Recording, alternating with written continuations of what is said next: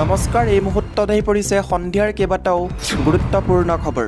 অসমৰ লগতে আন্তঃৰাষ্ট্ৰীয় কেইবাটাও গুৰুত্বপূৰ্ণ খবৰ যুগুতোৱা হৈছে আৰু নিতৌ এনেধৰণৰ খবৰসমূহ পাই থাকিবলৈ হ'লে চেনেলটো ছাবস্ক্ৰাইব কৰি ভিডিঅ'টোত এটাকৈ লাইক কৰি উৎসাহিত কৰিবলৈ একেবাৰে নাপাহৰিব। দৰ্শকসকল, আজিৰ প্ৰথমটো খবৰে হৈছে এটা ডাঙৰ খবৰ। ঐ বুলি দম নিদিব। বিধানসভা অধিৱেশনৰ দ্বিতীয় দিনাও অখিল গগৈক সদনৰ পৰা বহিষ্কাৰ কৰা হৈছে। কিন্তু অখিল গগৈক আজিও সদনৰ পৰা বহিষ্কাৰ কৰিলে কিয়? এটা গুৰুত্বপূৰ্ণ এটা ডাঙৰ খবৰ এই মুহূৰ্তত আমাৰ হাতত আহি পৰিছে। ঐ বুলি দম নিদিব। বিধানসভা অধিৱেশনৰ দ্বিতীয় দিনাও অখিল গগৈক সদনৰ পৰা বহিষ্কাৰ কৰা হৈছে। কিন্তু অখিল গগৈক আজিও সদনৰ পৰা বহিষ্কাৰ কৰিলে কিয়? বিধানসভাৰ শীতকালীন অধিৱেশনৰ দ্বিতীয় দিনাও অখিল গগৈক সদনৰ পৰা বহিষ্কাৰ কৰা হয়। মেঘালয়ৰ সৈতে বিবদমান অঞ্চলক লৈ মন্তব্য দাঙি ধৰাৰ সময়তে সদনত হুলস্থুলীয়া পৰিৱেশৰ সৃষ্টি হয়। সদনৰ মজিয়াত অখিল গগৈ আৰু মন্ত্ৰী অতুল বৰাৰ মাজত সৃষ্টি হয় বাদানুবাদৰ। ইয়াৰ মাজতে অখিল গগৈ অতুল বৰাক ঐ বুলি দম নিদিব বুলি কয়। ইয়াৰ পিছতে অখিলৰ এনে মন্তব্যক লৈ অসন্তুষ্ট হৈ পৰে অধ্যক্ষ বিশ্বজিৎ দৈমাৰী। অখিল গগৈক ক্ষমা খোজাৰ বাবে বাৰে বাৰে দাবী জনাই বিশ্বজিৎ দৈমাৰীয়ে। অধ্যক্ষ বিশ্বজিৎ দৈমাৰীয়ে কয়, সদনত এনে ব্যৱহাৰ কৰা উচিত নহয়। কোনোবা এজনৰ বাবে এনেকৈ সদন অচল হ'ব নোৱাৰে। ৰুল আছে সদনত বেয়া ব্যৱহাৰ কৰিলে অধ্যক্ষৰ এটা বাক্যত বিধায়ক পদ খাৰিজ হ'ব পাৰে। ইফালে বিধায়ক দিগন্ত কলিতাই অখিল গগৈক 2024 ডিচেম্বৰলৈ নিলম্বন কৰিব লাগে বুলি মন্তব্য কৰে। সদনত এনে হুলস্থুলীয়া পৰিৱেশৰ সৃষ্টি হোৱাক লৈ বিৰোধী দলপতি দেৱব্ৰত শইকীয়াই কয়, আমি দুখ পাইছোঁ, সময় অথলে গৈছে। চৰকাৰে উত্তৰ দিওঁতে সঠিক উত্তৰ দিয়ক। উল্লেখযোগ্য যে অধিৱেশনৰ প্ৰথম দিনাও সদনৰ পৰা বহিষ্কাৰ হৈছিল অখিল গগৈ। প্ৰশ্ন উত্তৰকালীন ঘণ্টাৰ পৰা বহিষ্কাৰ কৰা হৈছিল অখিল গগৈক। সদনত প্ৰৱেশ কৰাৰ পূৰ্বে অখিল গগৈ সৰব হৈছিল চৰকাৰৰ বিৰুদ্ধে। মহিলাৰ ওপৰত নিৰ্যাতন কৰাৰ শীৰ্ষত অসম ক্ৰাইম ৰেকৰ্ড বুলি মন্তব্য কৰিছিল বিধায়কগৰাকী। লগতে ইয়াকো কয় যে লিডু মাৰ্ঘেৰিটাত কয়লাৰ গাড়ীয়ে খুন্দিয়াই দিলে আৰক্ষীয়ে গোচৰ নলয়। অসমৰ জাতীয় সম্পদ লুণ্ঠন চলাই আছে হিমন্ত বিশ্ব শৰ্মা চৰকাৰৰ 27,156 কোটি ধাৰৰ ওপৰত চৰকাৰ চলিছে। বিধায়কসকলৰ পুঁজি দিব পৰা নাই।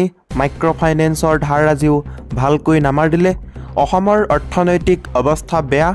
শেষত মুখ্যমন্ত্ৰী হিমন্ত বিশ্ব শৰ্মাক হিটলাৰৰ অৱতাৰৰ আখ্যা দিছে অখিল গগৈ। অখিল গগৈ মন্তব্য কৰি থকাৰ সময়তে অধ্যক্ষই কয়, প্ৰশ্ন কৰক, ভাষণ বাদ দিয়ক। ছাপ্লিমেণ্টাৰী প্ৰশ্নত ভাষণ কিয়? ইয়াৰ পিছতে সদনত হুলস্থুলীয়া পৰিৱেশৰ সৃষ্টি হয়। অধ্যক্ষই অখিল গগৈক প্ৰশ্ন উত্তৰকালীন ঘণ্টাৰ বাবে সদনৰ পৰা বহিষ্কাৰ কৰে। ইয়াৰ লগতে দৰ্শকসকল, 2 নম্বৰ খবৰটি হৈছে এটা ডাঙৰ খবৰ। মৰ্মান্তিক ঘটনা সংঘটিত হৈছে। শিক্ষামূলক ভ্ৰমণলৈ যোৱাৰ পথতে ভয়ংকৰ বাছ দুৰ্ঘটনা সংঘটিত হৈছে। কমেও 15 ছাত্ৰীৰ মৃত্যু। নৱবৰ্ষৰ প্ৰাকক্ষণত শিক্ষামূলক ভ্ৰমণলৈ গৈ ভয়ংকৰ পথ দুৰ্ঘটনাত মৃত্যু হৈছে 15গৰাকী ছাত্ৰীৰ। চুবুৰীয়া ৰাজ্য মণিপুৰৰ ননে জিলাত সংঘটিত হৈছে এই মৰ্মান্তিক দুৰ্ঘটনা। জানিব পৰা মতে বুধবাৰে শিক্ষামূলক ভ্ৰমণৰ বাবে গৈছিল থাম্বালনু উচ্চতৰ মাধ্যমিক বিদ্যালয়ৰ ছাত্ৰ ছাত্ৰী আৰু শিক্ষকৰ এটা দল। 2খন বাছেৰে ছাত্ৰ ছাত্ৰী আৰু শিক্ষকসকলে খুপুম অভিমুখে গৈ থকা সময়তে সংঘটিত হয় দুৰ্ঘটনা। বাতৰি অনুসৰি ননে জিলাৰ জোজাংটেক আৰক্ষী থানাৰ অন্তৰ্গত লংচাই টুবুং গাঁৱৰ সমীপৰ বিষ্ণুপুৰ খুপুম পথৰ সমীপত দুৰ্ঘটনাত পতিত হয় ছাত্ৰ ছাত্ৰীৰ বাছ। এই ভয়ংকৰ দুৰ্ঘটনাটোত কমেও 15গৰাকী ছাত্ৰী নিহত হোৱাৰ আশংকা কৰা হৈছে।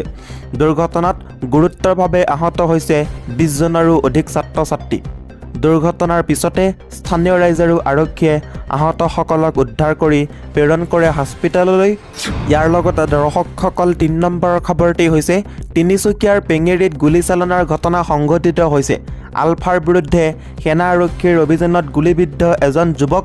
তিনিচুকীয়াৰ পেঙেৰিত আলফাৰ বিৰুদ্ধে অভিযান সেনা আৰক্ষীৰ অভিযানত গুলীবিদ্ধ হৈ গুৰুতৰভাৱে আহত হয় এজন যুৱক। আহত যুৱকজন পেঙেৰি খাটাংপানীৰ অমিত মুখীয়া বুলি জানিব পৰা গৈছে। ইতিমধ্যে আহত যুৱকজনক তিনিচুকীয়া অসামৰিক চিকিৎসালয়ত ভৰ্তি কৰোৱাৰ লগতে সোধা পোছা অব্যাহত ৰাখিছে তিনিচুকীয়া আৰক্ষীয়ে। যুৱকজন আলফাৰ সৈতে জড়িত হয়নে নহয় সেয়াও এতিয়া জানিব পৰা হোৱা নাই।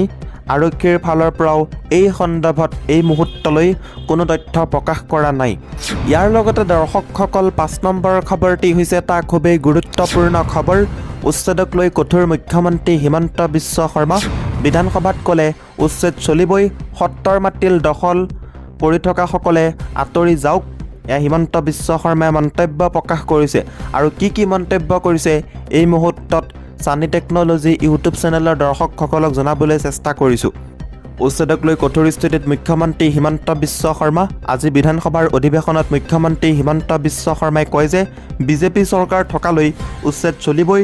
বটদ্ৰৱাৰ উচ্ছেদ সন্দৰ্ভত মুখ্যমন্ত্ৰীগৰাকীয়ে কয়, যাৰ পৰ্তা নাই তাকহে উচ্ছেদ কৰা হৈছে, অৰ্থাৎ কৰিছোঁ। কংগ্ৰেছে ৭৫ বছৰত মাটিৰ পট্টা দিয়া নাছিল। কংগ্ৰেছে তেওঁলোকক নিৰাপত্তাহীনতাত ৰাখি ৰাজনীতি কৰিছিল। ৭৫ বছৰে মাটিৰ পট্টা নিদি এতিয়া বটদ্ৰৱাত কংগ্ৰেছে গৈ কান্দিছে। আগতেই কান্দিব লাগিছিল, পট্টা নিদিলে, ভাল স্কুল নিদিলে কংগ্ৰেছে। হিমন্ত বিশ্ব শৰ্মাই মন্তব্য প্ৰকাশ কৰা দেখা গৈছে। মুখ্যমন্ত্ৰী হিমন্ত বিশ্ব শৰ্মাই কয়, আমাক তেওঁলোকৰ ভোট নালাগে। আমি নিৰ্বাচনী ইস্তাহাৰতে কৈছিলোঁ, মই ১.৫ বছৰতে সকলো কৰিব নোৱাৰোঁ। বটদ্ৰৱাত যাৰ প্ৰকৃততে মাটি নাই তেওঁলোকক মাটি দিবলৈ ডিচিক কৈছোঁ। যি মাটিত পট্টা নোহোৱাকৈ আছে তেওঁলোককহে আমি উচ্ছেদ কৰিছোঁ। গোৱালপাৰাত উচ্ছেদ চলাবলৈ হাইকোৰ্টে নিৰ্দেশনা দিছে বুলি উল্লেখ কৰি মুখ্যমন্ত্ৰী হিমন্ত বিশ্ব শৰ্মাই কয়, নামনি অসমৰ মানুহে পৰিয়াল পৰিকল্পনা নকৰিলে 50 বছৰৰ পিছত মৰিব লাগিব।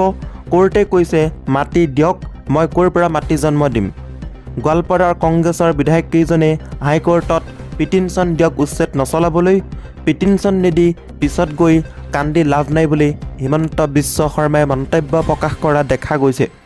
নিয়মমতে উচ্ছেদ চলি থাকিব বুলি মন্তব্য কৰি হিমন্ত বিশ্ব শৰ্মাই কয়, সত্ৰৰ মাটিৰ দখল কৰি থকাসকলে আঁতৰি যাওক। মই বিনম্ৰতাৰে কৈছোঁ, সত্ৰৰ ওচৰৰ পৰা আঁতৰি যাওক। মিজোৰামৰ সীমান্তত অসম আৰক্ষীয়ে চৰম ছেক্ৰিফাইচ কৰিছে। আজিও এজন SP মুম্বাইত চিকিৎসাধীন হৈ আছে। উত্তৰ পূৰ্বাঞ্চলক শক্তিশালী কৰাৰ দিশত আমি আগবাঢ়ি আছোঁ। আমি আলাপ আলোচনাৰে আগবাঢ়ি আছোঁ। মেঘালয়ৰ সৈতে আলোচনা চলি আছে, অৰুণাচলৰ সৈতে আলোচনা আগবাঢ়ি আছে, নাগালেণ্ডৰ সৈতে সৌহাৰ্দ্যপূৰ্ণভাৱে আগবাঢ়িছে। আমি য'ত কঠোৰ হ'ব লাগে তাত কঠোৰ হৈছোঁ। হিমন্ত বিশ্ব শৰ্মাই মন্তব্য কৰিছে এনেদৰে। এই বুলিও হিমন্ত বিশ্ব শৰ্মাই মন্তব্য কৰিছে। দৰ্শকসকল, আজিৰ এই ভিডিঅ'টোৰ মাধ্যমেৰে আপোনালোকক বহুকেইটা গুৰুত্বপূৰ্ণ খবৰ দিব চেষ্টা কৰিলোঁ। যদি আপোনালোকৰ খবৰকেইটা শুনি ভাল লাগিছে তেনেহ'লে ভিডিঅ'টো লাইক কৰিব, শ্বেয়াৰ কৰিব আৰু এনেধৰণৰ গুৰুত্বপূৰ্ণ খবৰ নিতৌ পাই থাকিবলৈ হ'লে চেনেলটো ছাবস্ক্ৰাইব কৰিবলৈ নাপাহৰিব। ধন্যবাদ।